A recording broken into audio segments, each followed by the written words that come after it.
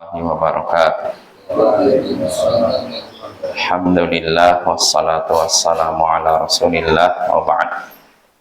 Ayohal ikhwah wal akhwat, a'azzani wa a'azzakumullah. Kita lanjutkan pembacaan hadis-hadis tentang puasa dalam kitab Umdatul Ahkam min kalami khairil anam.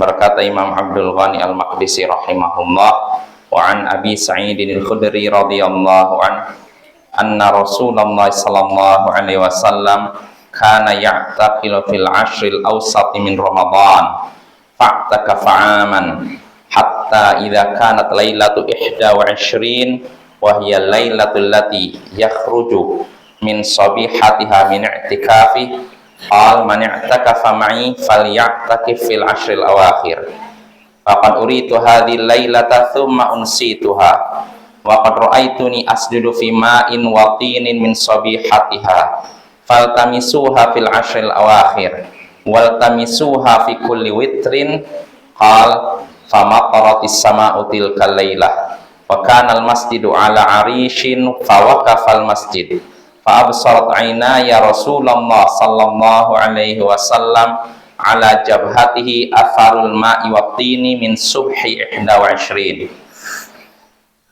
Dari Abu Sa'id Al-Khudri, semoga Allah meridhoinya, bahwasanya Rasulullah sallallahu alaihi wasallam melaksanakan iktikaf di 10 pertengahan Ramadan, 10 pertengahan Ramadan, 10 kedua.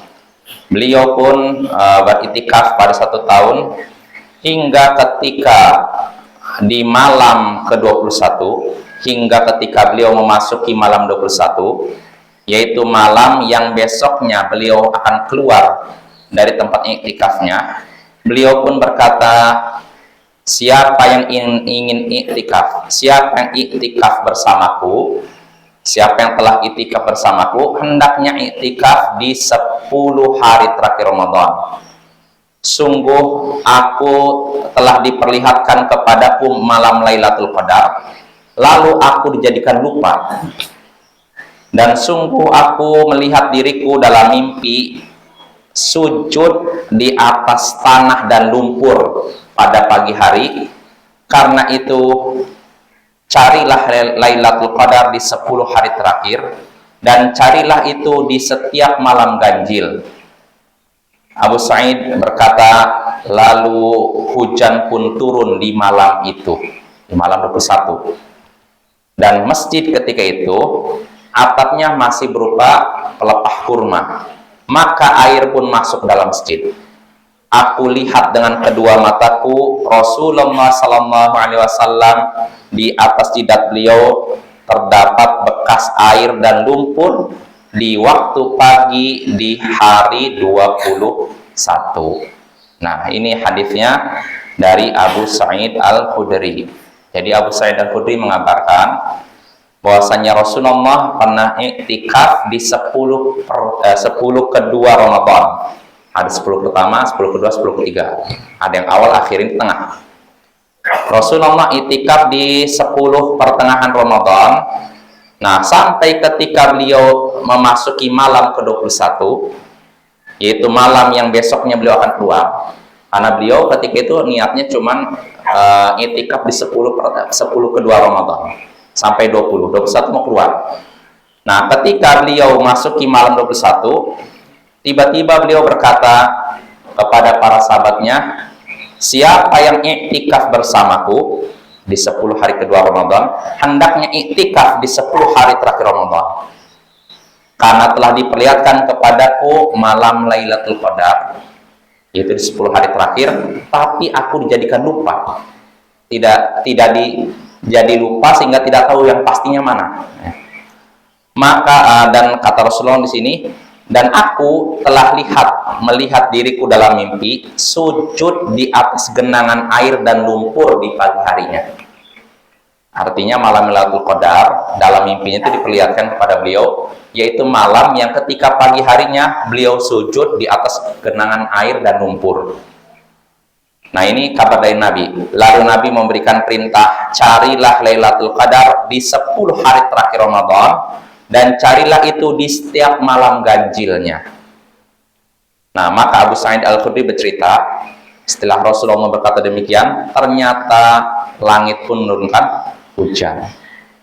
Dan ketika itu Masjid Nabawi atapnya masih berupa pelepah kurma. Maka air pun masuk dalam masjid. Nah, disitulah Abu Sa'id Al-Khudri menyaksikan Rasulullah di pagi hari di sholat subuh. Beliau di sini terdapat bekas lumpur dan air karena masjidnya dimasuki oleh air hujan. Nah, ini makna hadis yang kita baca tadi. Nah, dari hadis ini kita bisa mengambil beberapa pelajaran.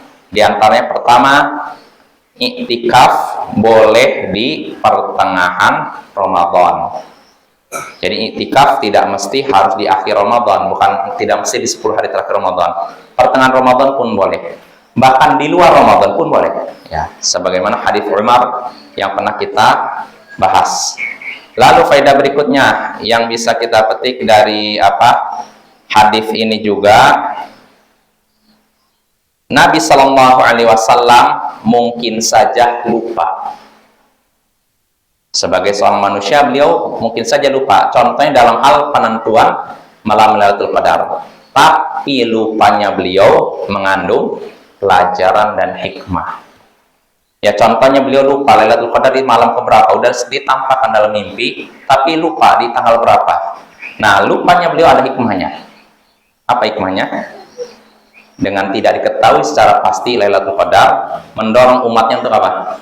Mengisi semua 10 hari terakhir Ramadan untuk beribadah, beramal dan semacamnya. Nah, itu diantaranya ya. Lalu faedah ketiga yang bisa kita petik dari hadis ini juga, bolehnya sujud di atas air dan lumpur. Jadi kalau Allah takdirkan sini berlumpur, sujud nggak masalah ya. Jangan merasa wah ini najis atau ini mengurangi keabsahan sholat. Tidak ya, karena Nabi sendiri sujud di atas genangan air dan lumpur. Lalu faedah berikutnya, anjuran untuk mencari Lailatul Qadar di 10 hari terakhir, terutama di malam-malam ganjil ya. Ini faedahnya ya. Lalu berikutnya, hadis ini juga menjadi dalil bagi pendapat sebagian ulama yang menyatakan Lailatul Qadar di malam ke-21. Karena ini malamnya turun hujan dan paginya beliau sujud di atas genangan air dan lumpur. Dan itu sudah diperlihatkan dalam mimpi ya. Ini dalil sebagian ulama ya. Walaupun pendapat yang lebih kuat enggak mesti 21. Malam-malam ganjil Bapak ya. Lalu faedah berikutnya yang bisa kita petik dari hadis ini juga, sederhananya Masjid Nabi Sallallahu Alaihi Wasallam. Karena masjidnya sederhana, cuma dari pelepah kurma, temboknya dari tanah liat dan bata, tiangnya dari batang pohon kurma. Itu aja. Beliau tidak dibikin mewah, tidak bermegah-megahan. Beliau menghidupkan masjid bukan dengan bangunan mewah, tapi dengan ibadah. Maka hendaknya begitu juga kita Bapak ya. Kita bangun masjid nggak usah mewah-mewah. Yang penting diisi dengan ibadah, dimakmurkan dengan ibadah. Ya, mungkin saja. Wassallallahu ala nabiyyina Muhammadin wa ala alihi wa sahbihi ajma'in.